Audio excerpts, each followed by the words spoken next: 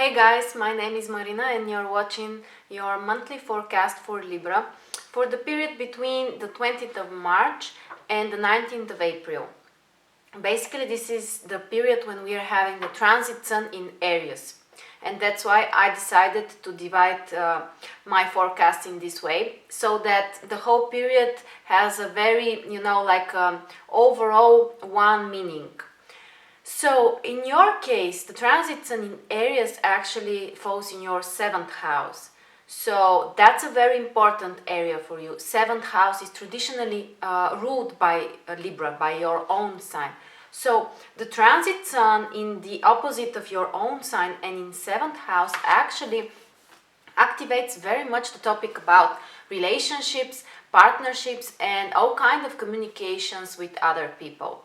So basically the whole period is going to be about your communication with others and how to find balance in this area, how to learn to be a mediator in this area of your life. We also have another planet in Aries. We have the Sun, but also the retrograde Venus is in Aries, the transit Mercury and Uranus as well. So that's a lot of fire energy and cardinal energy, and it all activates your 7th house, the area of relationships. So I expect that it will be a very important month for you regarding this area of your life. And also on the 27th, we have a new moon in Aries, again in your 7th house, and it activates even more this topic and brings like a new energy in this area of your life. Yes, we still have Venus retrograde in the same sign, in the same house, but it's possible that something old can be restarted and there can be a new, like a boost of energy in this area of your life.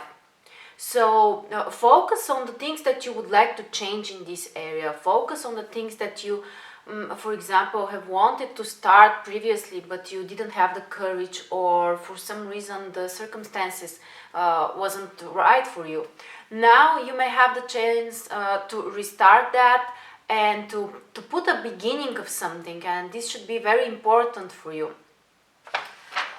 After that, on the 31st, we have the transit Mercury entering Taurus and your 8th house. And what this transit can bring is actually that your thoughts might become deeper. You may start to think about more serious things. You may want to, understand some things in details, but not only in details, but to the roots of something.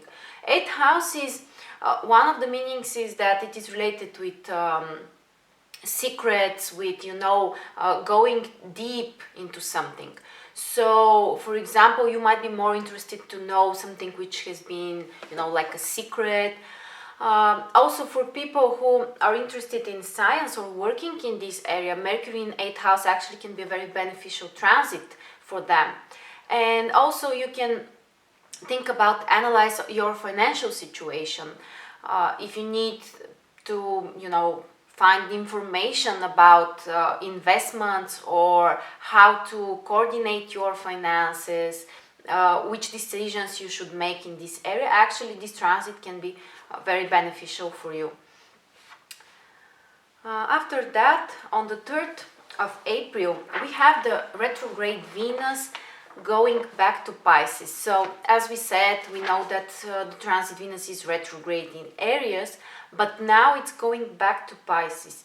And of course, for you, this transit is very important because Venus is the traditional ruler of your sign. So this should affect you stronger than other signs. And Venus is going back actually from your 7th house to your 6th house. What it can bring actually some kind of changes in your work environment. For example, you may need to find the harmony, to find the balance in this area of your life, because there might be like some kind of ups and downs. You may feel more emotional regarding this area of your life.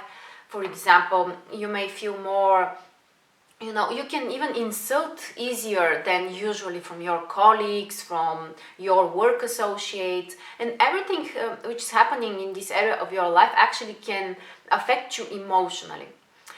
We should say that it's not a beneficial time for negotiations in your work with business partners, because the retrograde Venus doesn't suppose, something, starting something totally new. But instead, you can restart some negotiations with partners that, for example, you have communicated in the past. And now the situation can be, like restarted. You can reconsider your opinion about this topic and something like that. Also, for people who would like to return on a job that they have previously worked, this transit actually can be beneficial. It's possible that a colleague that you have worked previously with can call you and they may have a new offer for you, or you may even decide to go back to a previous position in your work. Also, you should be careful with communicating with women on your workplace, because Venus is associated with women, and this communication might be more challenged while Venus is retrograde in your 6th house. After that, on the 5th, we have the transit Saturn turning retrograde in Sagittarius. So for you, this will be in your 3rd house. So Saturn requires from us to be very serious regarding something, to be really disciplined, to take care of all of your responsibilities.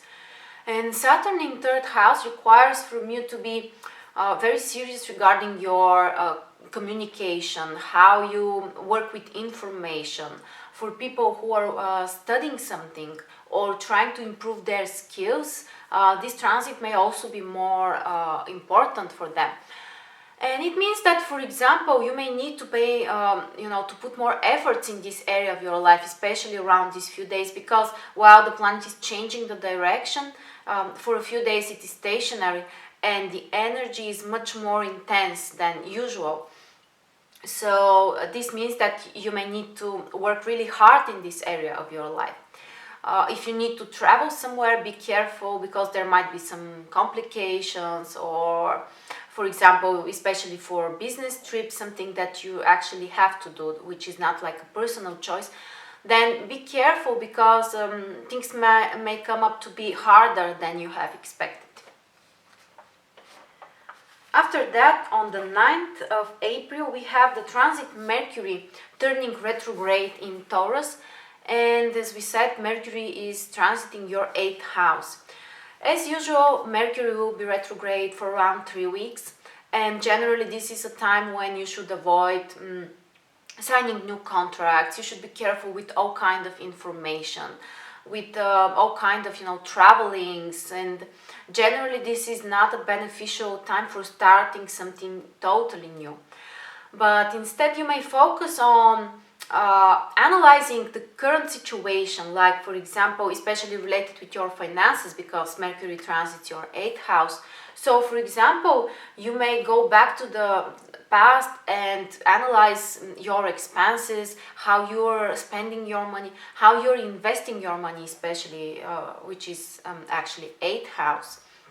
And you should definitely avoid taking money or, signing some kind of bank agreement or anything related with investments. It's definitely not a beneficial time for you after Mercury goes retrograde in your 8th house. So be careful with everything which includes finances, includes money, and of course all kind of information during this time. After that, on the 11th, we have a full moon in Libra and Aries, which falls in your 7th and 1st house. So actually this is 1st and 7th house, because the moon is in your 1st house and the sun is in your 7th house. And this full moon will make the area of relationships even more important for you. This is a time when you may need to take some, really important decisions, to separate with something, to give up on something, or you can realize something important, because the full moons are the time when we might become more conscious about certain topic, about certain situation in our life. So try to concentrate more on your relationship, try to get the best out of it, to separate with the partner if this relationship is not working for you anymore, or to quit an old pattern of like behavior that you have had in the past which doesn't work for you very well. And yes, as we said, this is actually the most important, is to find the balance. You might be challenged because of all these planets in Aries which are opposing your own sign Libra. And this is a very important topic for all of the Libras actually, because relationships are, like a key topic in their life. So we can say that this month should be really important for you, and you can make some really big changes right now. And finally, on the 14th of April, we have the transit Venus going direct again.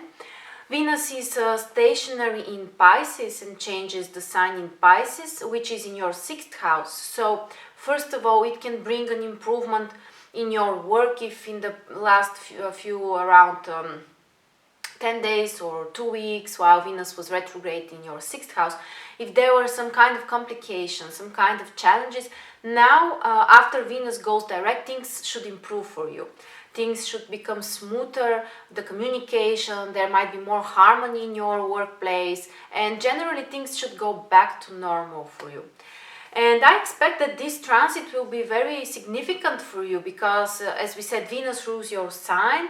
So this will affect you and also your relationship life, because most of the time Venus was retrograde in Aries in your 7th house. So we can expect that your relationship life should be improved right now. Probably during the past 40 days while Venus was retrograde, you have taken some really important decisions regarding this area, even some life-changing decisions. And from now on you can start like a new period in your life, like a new stage, especially regarding the area of relationships. So basically this is a very important month, and these were the most important transits I wanted to share with you. Thank you very much for watching, and see you around.